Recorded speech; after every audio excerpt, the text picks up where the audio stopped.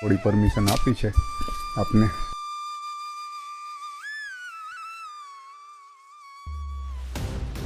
જે તે સમયે આ જગ્યા ઉપર નદી વહેતી હશે, પાણી વહેતું હશે, કારણ કે આ ભૌગોલિક પરિસ્થિતિ જોઈને એવું લાગે છે કે આ જગ્યા ઉપર પાણીનો પ્રવાહ જતો હશે. જો આ જગ્યાએ પાણી નીકળે છે, દેખાય જો, અને એકદમ સ્વસ્થ ચોખ્ખું. અને આનો મેન સ્ત્રોત તમને બતાવી દઉં. જો આ અહીંથી આવે છે અને આગળ જાઓ ને તો પાછું દેખાતું નથી, પણ જો એનો મેન સ્ત્રોત તમને બતાવું. જો આ બાજુ બધે ખાલી છે, જો એકદમ સૂકું છે.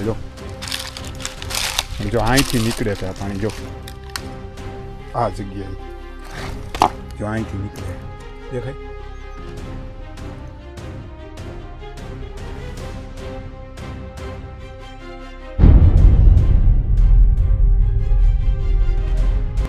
અને અહીંથી તમારે જે કાશ્મીરી બાપુના આશ્રમ સુધી જે જવાનો સફર છે તે તમારે પગપાળા કરવાનો રહેશે.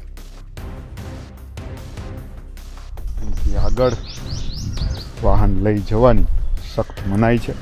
તમે જોઈ શકો છો કે આ જગ્યાએ અમે પણ અમારું વાહન પાર્ક કરી દીધું છે અને આ જગ્યાએ બીજા ઘણા બધા વાહન આ જગ્યાએ પાર્ક કરેલા છે. અહીંથી તમારી સફર, જંગલની સફર શરૂ થાય છે.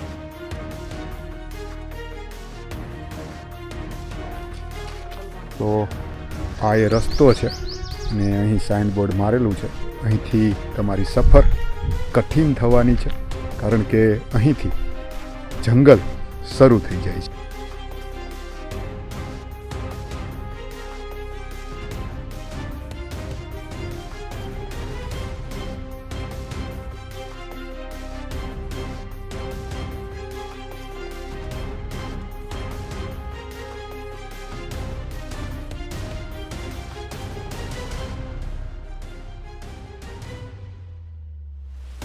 તમારી સમક્ષ જે તમને ડાળી જેવું લાગે છે એ ડાળી નથી, એ વેલા છે.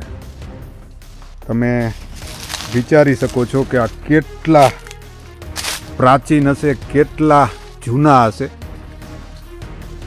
કે ડાળી જેવા થઈ ગયા. તમે વિચારો, એટલા પ્રાચીન આ ઝાડ છે. તો અત્યારે અમે એકદમ ગાઢ જંગલમાં છીએ. મારી સાથે છે રવિભાઈ. આ સુનસાન જંગલની અંદર કોઈ છે નહીં, બસ અમે બે વ્યક્તિ કાશ્મીરી બાપુના આશ્રમે જઈ રહ્યા છીએ. આ જગ્યા ઉપર થોડા ટાઈમ માટે અમે રોકાણા, કારણ કે આ જગ્યા ઉપર એક પાણી આવે છે અને એ પાણી અમારે તમને બતાવવું છે કે આ ગાઢ જંગલ છે અને આ ગાઢ જંગલની વચારે અત્યારે ધોમ ધકતો તાપ પડે છે. આ જગ્યાએ પાણી પીવા માટે પણ ફાફા મારવા પડે છે. એવી જગ્યાએ આ જગ્યા ઉપર પાણી આવે છે અને કેવી રીતે પાણી આવે છે એ અમને પણ ખબર નથી. તમને બતાવીએ. જો એકદમ ચોખ્ખું પાણી છે, એકદમ ચોખ્ખું પાણી.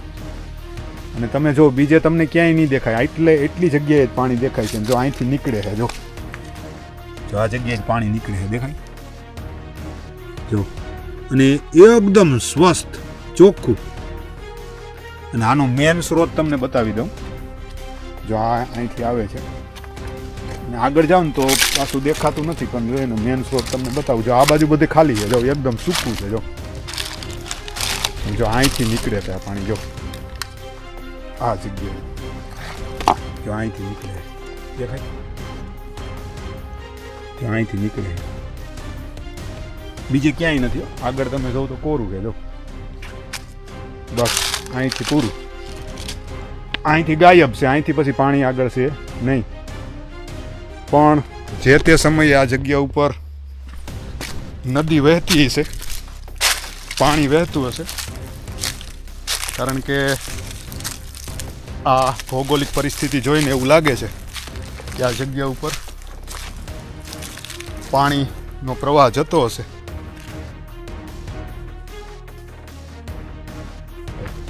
તમે વિચાર કરી શકો છો કે કેટલી દુર્ગમ આ જગ્યા છે. આ જગ્યાએ ખૂબ જ મોટી પ્રમાણમાં હિંસક પ્રાણીઓ પણ રહે છે. ગમે ત્યારે તમારી સમક્ષ, તમારી સામે હિંસક પ્રાણી આવી શકે છે તેવો આ દુર્ગમ આ વિસ્તાર છે, જંગલ વિસ્તાર છે. તો ઘણો બધો કઠિન સફર પૂરો કરીને અમે કાશ્મીરી બાપુની એ તપોભૂમિ ઉપર, એ આશ્રમ ઉપર અમે આવી ગયા છીએ. જે જગ્યા ઉપર કાશ્મીરી બાપુએ તપ કર્યું હતું અને આ જગ્યા ઉપર તે આજીવન રહેતા હતા. તે સુંદર મજાની એ જગ્યા ઉપર અમે આવી ગયા છીએ. આ જગ્યાએ જો અમને પરમિશન મળશે તો અંદર પણ અમે વિડીયો બનાવશું અને તમને બતાવવાની ભરપૂર કોશિશ કરીશું કે અંદરથી કાશ્મીરી બાપુનો આશ્રમ કેવો લાગે છે. પણ આ જગ્યાએ ખૂબ ઓછા લોકોને પરમિશન આપે છે. અમે પણ કોશિશ કરીશું, જો પરમિશન આપશે તો અંદરનો વિડીયો બતાવશું. બાકી તમે જોઈ રહ્યા છો કે મારી પાછળ છે કાશ્મીરી બાપુનો આશ્રમ. અહીં જવાના 2 રસ્તા છે. આ જગ્યાએથી પણ તમે કાશ્મીરી બાપુના આશ્રમમાં જઈ શકો છો. નાની એવી ડેલી છે આ જગ્યા ઉપર અને અહીં સીડી પણ આવેલી છે. તમે જોઈ શકો છો કે આ સીડીએથી પણ તમે કાશ્મીરી બાપુના આશ્રમે જઈ શકો છો. તો અમે કોશિશ કરશું તમને સારી રીતે આશ્રમ બતાવવાની. પરમિશન મળશે તો અંદરથી પણ તમને આશ્રમ બતાવીશું. જો આ જગ્યાએ પણ એક નાની એવું પ્રવેશ દ્વાર છે. આ જગ્યાએ પણ એક નાનું એવું પ્રવેશ દ્વાર છે, પણ અહીંના નિયમ એવા છે કે અંદર મોબાઈલ બંધ છે, કેમેરો બંધ છે. તેવા અહીંના જે સંત હતા તેના નિયમ છે. તેથી એ નિયમનો આપણે ભંગ ના કરવો જોઈએ અને અંદર પરમિશન લીધા વગર આપણે વિડીયો ના બનાવવો જોઈએ. તો આ છે કાશ્મીરી બાપુનો આશ્રમ. અંદર મોબાઈલ બંધ છે એટલે આપણે મોબાઈલ લઈને અંદર જતા નથી. અને આ તેનું પરિસર છે. એકદમ કુદરતી વાતાવરણ છે.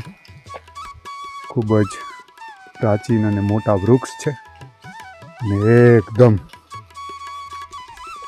કુદરતી વાતાવરણ છે.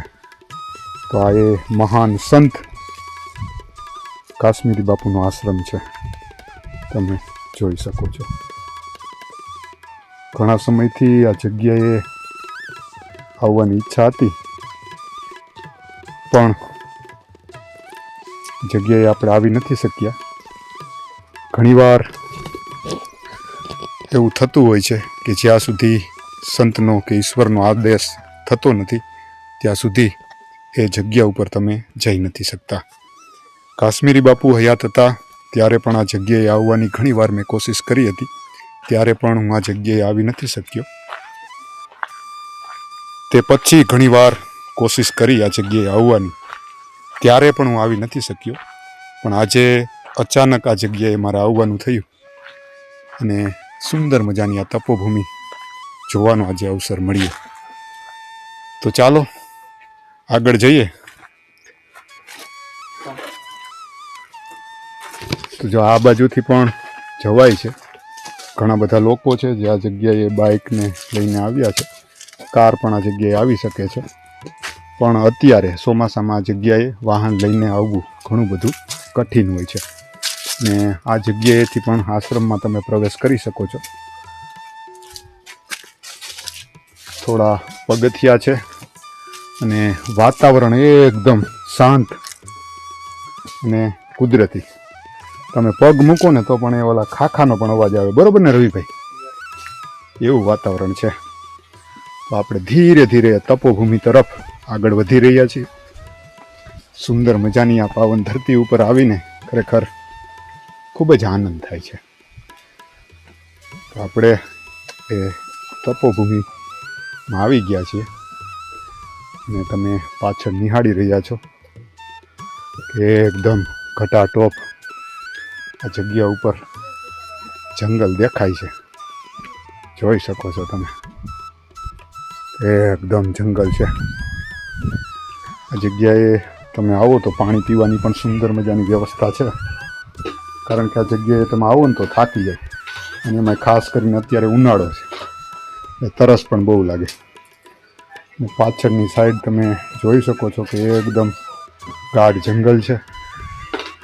ગિરનારની સુંદર મજાની આ ધરતી ઉપર કાશ્મીરી બાપુનો આશ્રમ આવેલો છે. આ તેની પાછળની સાઈડ છે. આ બાજુ બધે જ ઘટાટોપ વૃક્ષ છે. સુંદર મજાની જગ્યા છે. કોશિશ કરશું, પરમિશન મળશે તો અંદરનો પણ વિડીયો તમને બતાવીશું. પરમિશન આપશે તો બનાવશું, નકર જે આશ્રમના નિયમ છે તેને ફોલો કરવા આપણા માટે ઘણા બધા જરૂરી હોય છે. સંતનું, મહાત્માનું હંમેશા આદેશનું પાલન કરવું આપણી ફરજ હોય છે. તો પરમિશન મળશે તો તમને અંદરના વિડીયો બતાવીશું. તો ચાલો પાણી પી લઈએ થોડું, અને પછી સુંદર મજાની કાશ્મીરી બાપુની આ પાવન ધરતીના આપણે દર્શન કરીએ.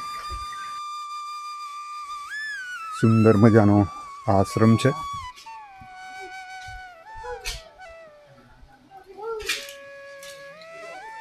અંદર કેમેરો લાઉડ નથી, તેથી અંદર આપણે કેમેરો લઈ જતા નથી, પણ અહીં થોડી પરમિશન આપી છે આપને કે નીચેનું થોડું તમે લઈ લો.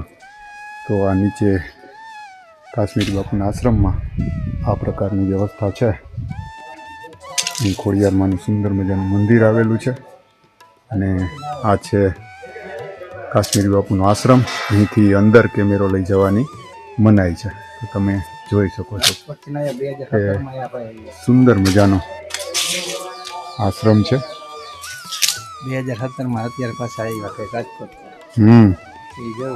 ઇસ્કોન ના છે રાજકોટ, એવું છે. એમાં સેવા આપે. તો આ તો સુંદર મજાનો કાશ્મીરી બાપુનો આશ્રમ, આધ્યાત્મિક આ તપોભૂમિના આજે આપણે દર્શન કર્યા. આપણા અહોભાગ્ય કે આ જગ્યાએ આપણે આવવાનો સુંદર મજાનો અવસર મળ્યો. થોડી અમને પરમિશન આપી હતી, તેથી થોડો વિડીયો અમે બનાવ્યો છે. અંદરની પરમિશન અમને આપી ન હતી, કારણ કે ઘણા બધા આશ્રમના કડક નિયમ છે, તેનું પાલન કરવું ખૂબ જરૂરી બની જતું હોય છે. તો ખરેખર ખૂબ મજા આવી.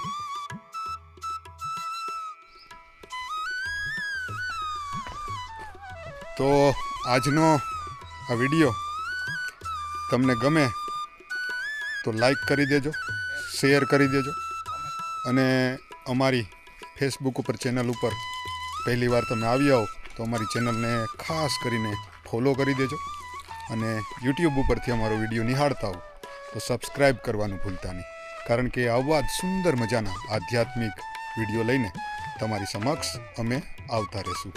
તમારા બધાનો ખૂબ ખૂબ આભાર, ધન્યવાદ.